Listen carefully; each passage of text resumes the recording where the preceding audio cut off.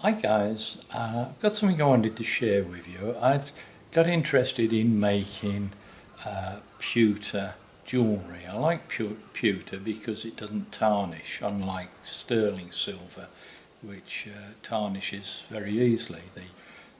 The lead-free pewter stays bright and shiny. It's really quite nice. And I wanted to make some cuttlefish cast earrings. That is where you take a cuttlefish bone and cut it in half and then carve a mould shape into the cuttlefish and then pour molten pewter into the cavity in the mould, and that molten pewter takes on the shape that you've carved in the cuttlefish. Cuttlefish is really lovely. It has a beautiful texture inside, almost like a fingerprint. But the resulting mould or the resulting castings have this lovely texture brought about by the pattern that's sort of hidden inside the cuttlefish. I've had a few ladies look at these and they say, "Oh, I love those. It reminds me of the ripples in the sand that the sea make." Anyway, nice thing about it was I went up to a local beach, wharf, and looked along the seaweed line and found some cuttlefish. The cuttlefish, by the way, cuttlefish has 3 hearts, evidently. Not that I know much about them, but the cuttlefish bone will stand the temperatures of the molten pewter. In fact, people cast sterling silver in moulds made with cuttlefish bone. I haven't done that myself yet. And once I'd made a pair of earrings, I actually made this pair of earrings, if I'm getting that. I can't see because I'm looking into the sun. I made those, and then I thought I want to make some more. And the cuttlefish, you can probably make 2 castings, and then after that the bone degrades and you lose the definition of the pattern. So I thought I'll make a silicon rubber mould. So I made very badly made a silicon rubber mould. This is 2-part mould, and I made this casting using these original earrings to form the say the indentations in the rubber mould. So once I'd got this mould, I was able to make multiple castings, which is what I wanted to do.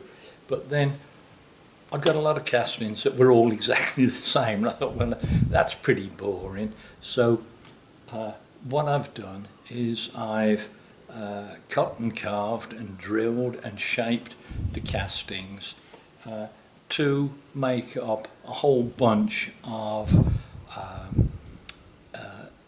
earrings that have the same texture as given by the cuttlefish bone, but each pair of earrings is unique because they've individually been shaped. I had one casting which failed completely. I'll just move the camera. This casting had a small hole in it, or has a small hole in the main body of the casting, and the easiest thing would have simply just been to remelt it and cast it again. But I thought, no, what can I do with it? I'll turn it into a pendant. And funnily enough, out of all of these, this is the one piece that my wife has claimed as hers. But by taking the original casting and then carving them, drilling them, filing them, I've been able to make a whole bunch of earrings that have all got this same cuttlefish texture, but you see there's some round, some square. This pair, I think I had another one that had got a defect, so I simply cut it in half and I've made a small pair of earrings out of it. I say it's interesting, it's a bit of fun. Every time you make a casting and you open it up, you're never 100% sure what you're going to get out of it, but you see how nice and bright it is.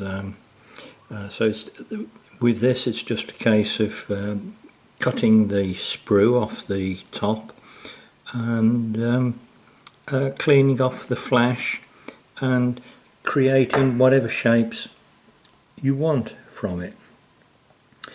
So as I say, I just wanted to share this notion of making multiples that are all exactly the same, but you simply work with that original casting as a base material or a background material for you to be creative with. Anyway, I hope you found that interesting. Thanks for watching, guys. I might add some bits on the end of this. Bye bye.